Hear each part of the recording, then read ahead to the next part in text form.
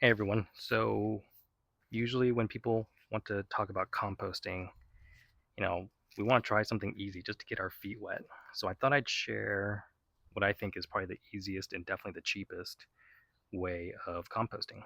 So let's get started. So they're two very similar ideas, or at least they're based on the same concept, which is just burying your kitchen scraps. So option one, which is easy and free, is you literally dig into your garden and you bury it. Make sure you bury it deep enough so that there's no rodents or anything getting into it.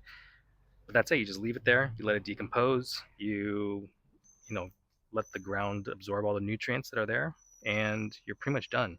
You don't even dig it up if you don't want to, because it just gets the nutrients are spread in the ground that you dig it into. The other option, which is pretty much the same concept, is you probably have a pot.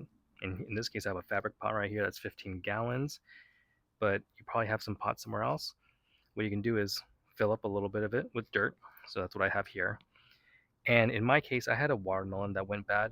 So I don't have other ways of disposing a watermelon. So hopefully this will be a bit easier. So all I'm going to do is put this watermelon into my pot. I have some dirt already in there, and I'm just gonna go and fill it with more dirt on top. And hopefully, it'll probably take some time. Ideally, if you wanted to decompose faster, you would chop up the watermelon into tiny pieces. But I'll probably break it down after I bury it some more. But let me fill this up really quick.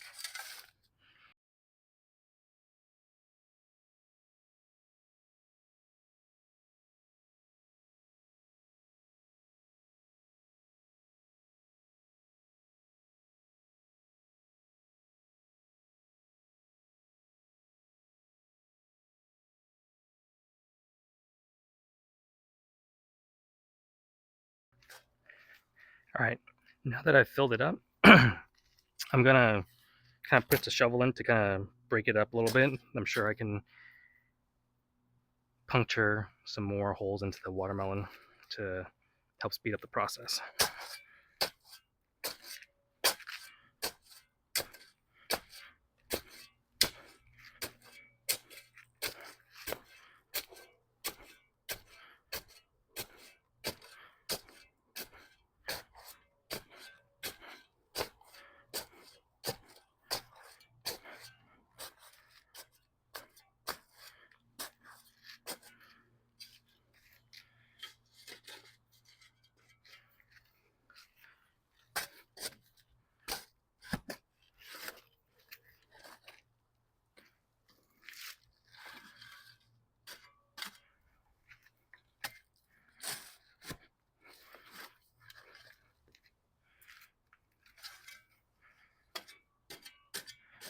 All right, I'm just gonna water it down for a little bit, and that's pretty much it. I'll probably leave it for maybe about a month, and then I'll show you the results after a month and see how it goes from there.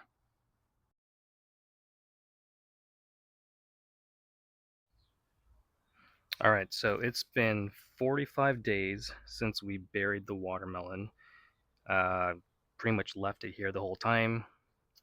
I only moved it over just maybe a foot over to get out of the shade so you can see it a little bit easier. But otherwise, it's just been sitting here. Haven't done a single thing, haven't touched anything. Let's see what we get.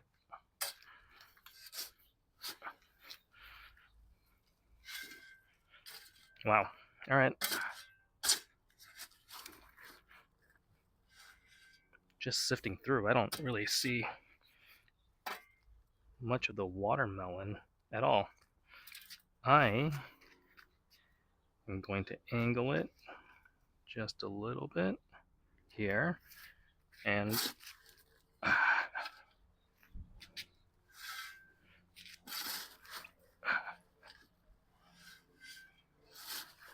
just to kind of sift through and see what we got here. But as you can see, there's There is no sign of that watermelon so far.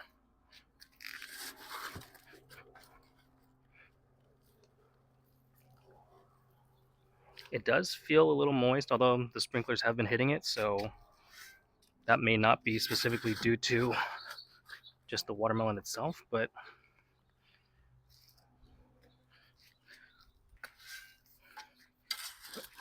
let's see if we keep going. Yeah, still no sign of anything. And actually, this stuff feels great. So hopefully the soil here has absorbed all those nutrients.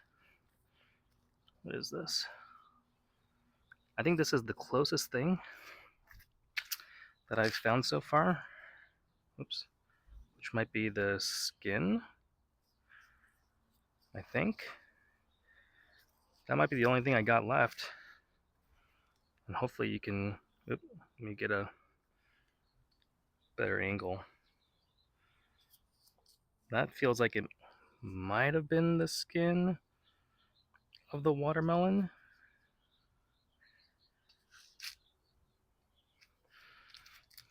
Yeah, let's keep going though. Still.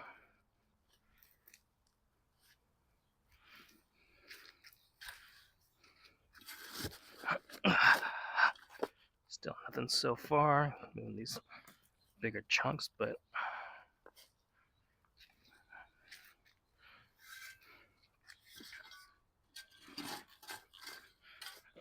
yeah, I mean, I'm so close to the edge or the bottom. I can't even feel the bottom, and there are no signs of this watermelon, which is fantastic. So you pretty much can leave the watermelon in this fabric pot that I did here. In this case, I left it for 45 days, and the only sign that I've got left was this piece of maybe some skin. And I think that's just a really easy way to compost. You know, pretty much set it and forget it. And yeah, that's really it. I didn't have to turn anything. I didn't have to move anything. Nothing whatsoever. Can't get much easier than this.